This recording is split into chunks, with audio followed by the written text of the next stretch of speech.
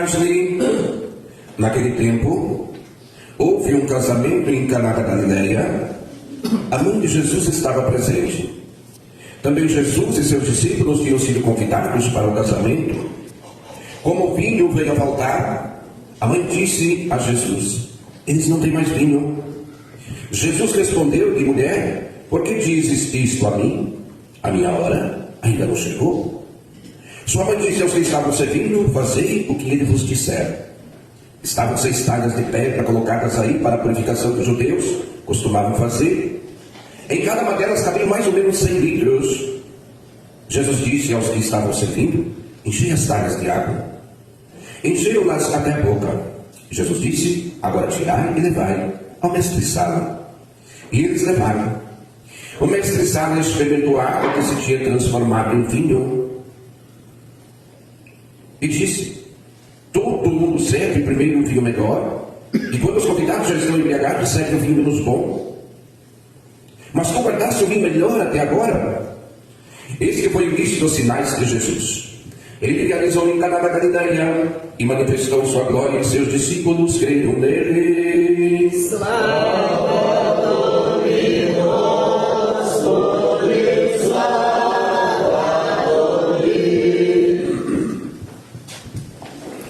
Queridos amados irmãos e irmãs, felizes somos nós por termos essa oportunidade, o grande privilégio de estarmos aqui nessa celebração, quando o nosso olhar mais uma vez se volta para o dia 12, que é o dia de Nossa Senhora da Conceição Aparecida.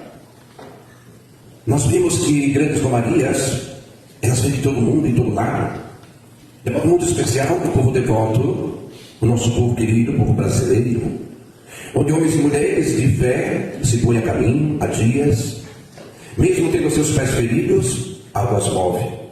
É o amor da visita em a casa da mãe. Quando nós olhamos um pouco a história, nós vimos que essa imagem, ao ser encontrada no ano de 1717, lá no Rio, ela traz uma esperança àquele povo lá sofrido, que era povo escravo. Nós vimos a imagem morena, e nós vemos quantas músicas lindas se tem a nossa mãe Aparecida.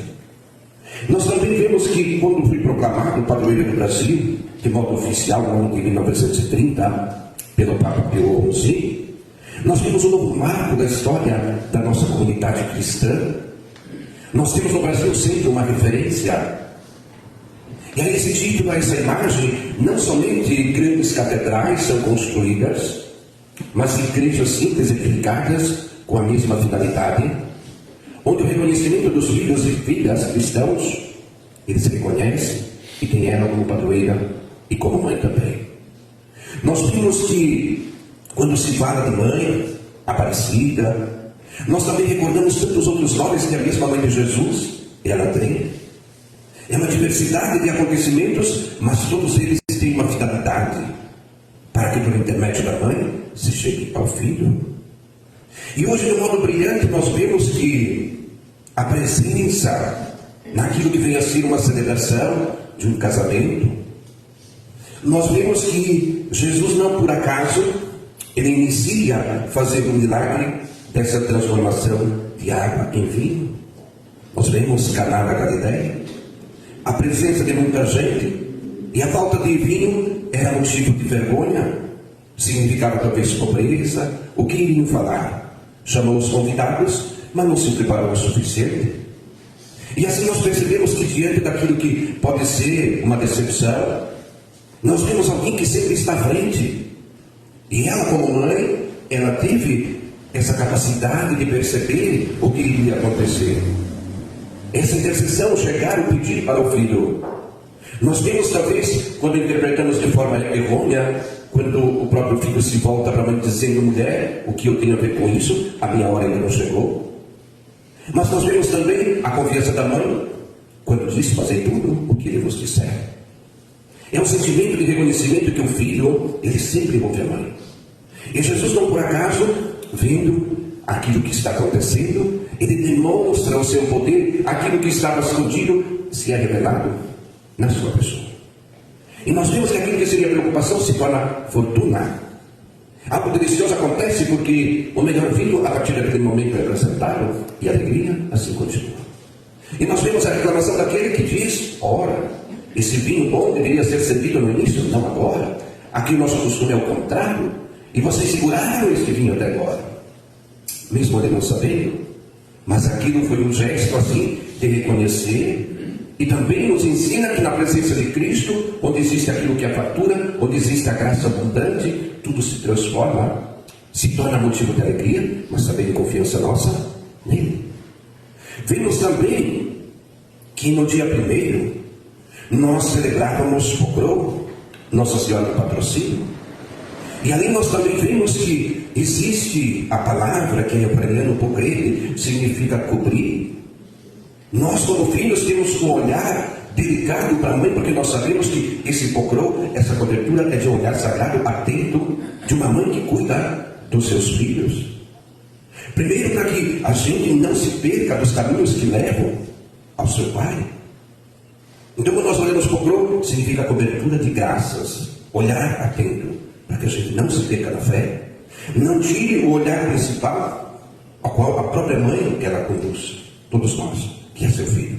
Ela é intercessora, ela pede o filho a dele. Vejamos também as maravilhas da carta aos Filipenses, que nós acabamos de ouvir.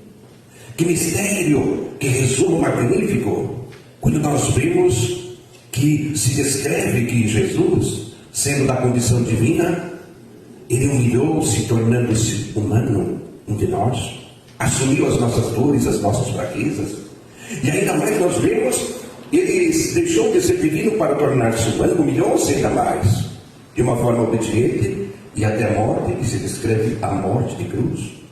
Parece no primeiro momento que é motivo de desespero, de falta de esperança ou de fé, mas é aqui que nós percebemos onde existe o amor e a vontade de Deus. Jesus, ele esvazia-se da sua divindade, tornando-se humano, para que nós humanos, através dele, nos tornemos divinos. Aí que está presente a grande graça. Então também nós vemos que por essa obediência, Jesus, ele recebe o grande reconhecimento. Por onde quer que se passe, o nosso olhar ele se volta, o nosso joelho se dobra, porque nós reconhecemos que ele é glorioso e maravilhoso. Vemos também aquilo que já vimos sobre essa leitura desse capítulo 2, 2, 1 a 11, que ele retrata desse casamento, o grande acontecimento. Nós vemos a sua misericórdia, e assim somos chamados nós como filhos e peregrinos, filhos e filhas. O ano está se terminando, mas é o ano da esperança, e a nossa esperança deve sempre estar no Senhor. Nós somos movidos por ela, ainda mais amparados por grandes sinais e acontecimentos, tendo como mãe Maria, aquela intercessora, e nós de uma forma humilde e com fé, diante das nossas dificuldades, nós temos a quem recorrer. Então muitas vezes a nossa cabeça, ela voa, é muito vacante, mas nós temos que preencher com aquilo que vem a ser muitas vezes o próprio silêncio. Não por vezes também nós nos encontramos naqueles momentos de indelicadeza que a própria vida nos oferece, que são as dificuldades, mas nós sabemos que aquilo que nos move é a nossa confiança. Então que o Senhor conceda essa graça. Não esquecer que dia 12 também é o dia dos pequenos, pequenas, que são as crianças, né? E no fundo, por mais que a gente tenha acima dos 30, a gente tem uma criança dentro da gente, que essa nunca envelhece. Então que Deus assim conceda essa graça. Mãe Aparecida também, nossa padroeira, né? Que se volte ao seu filho para que grandes milagres eles ocorram e aconteçam na nossa vida, na nossa igreja e de modo muito especial nosso querido e amado Brasil. Slava Jesus Cristo.